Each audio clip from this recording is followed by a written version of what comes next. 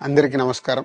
మన ఈ మధ్య నిజామాబాద్లో మేము సంక్రాంతికి వస్తున్నాం ఈవెంట్ చేయడం జరిగింది. అది నిజామాబాద్ పట్టణంలో ఫస్ట్ టైం. ఇంతకుముందు ఎప్పుడు మన దగ్గర సినిమా ఈవెంట్స్ పెద్దగా జరగవు. అప్పుడు ఒకసారి ఫిదా సక్సెస్ మీట్ ఒకటిసారి పెట్టాము. మళ్ళీ సంక్రాంతికి వస్తున్నాం చేసాం. అంటే ఆ నిజామాబాద్తో నాకున్న అనుబంధం అలాంటిది.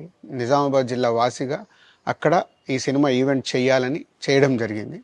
పోతే ఆ ఈవెంట్లో నేను మన కల్చర్లో ఉండే మన దావత్ గురించి, మటను తెలగలు గురించి సంబోధించాను.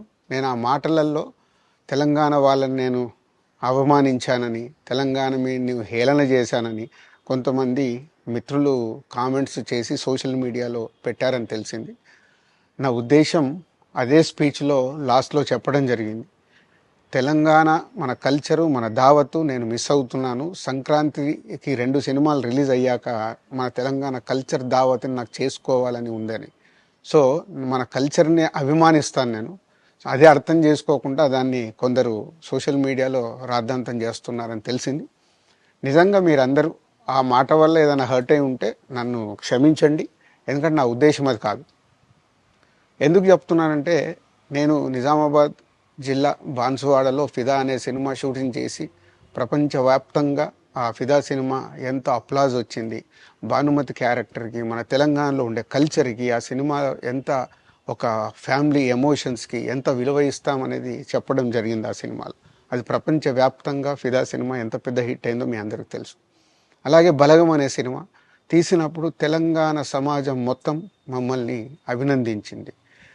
తెలంగాణ ప్రజలందరూ ఆ సినిమాను ఆదరించి ఇది మా సినిమా అని గుండెలకు హత్తుకున్నారు. అన్ని రాజకీయ పార్టీలు ఆ సినిమాని అప్రిషియేట్ చేస్తూ మమ్మల్ని ప్రతి ఒక్క స్టేజ్ దగ్గర తీసుకెళ్ళి అభినందించారు, అన్ని రాజకీయ పార్టీలు.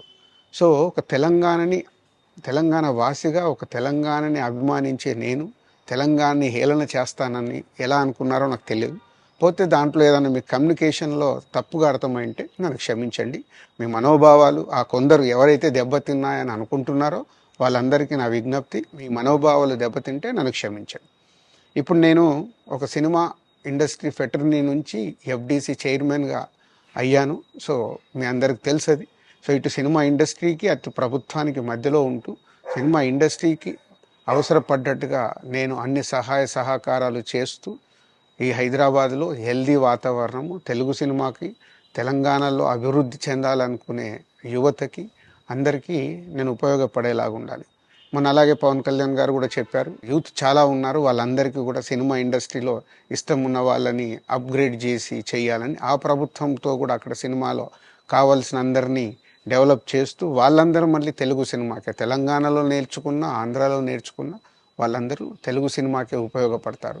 సో అందరికీ తెలంగాణలో ఉండే అన్ని రాజకీయ పార్టీలకి నా విజ్ఞప్తి, నన్ను రాజకీయాల్లోకి లాగకండి. అలాగే ఎఫ్డీసీ అనేది కూడా సినిమాకి ఉపయోగపడే లాంటి అభివృద్ధి పనుల గురించి అవే చేస్తాను తప్పితే అది రాజకీయాలకు సంబంధించింది కాదు. ఎఫ్డీసీ కానీ నేను కానీ సినిమాలకే ఉపయోగపడతాము. ఇది అన్ని రాజకీయ పార్టీలు అర్థం చేసుకొని ఫర్దర్గా నన్ను ఇలాంటి అవసరం లేని వీటిలోకి లాగకూడదు అని మీ అందరికీ, అన్ని రాజకీయ పార్టీలకు నా విజ్ఞప్తి.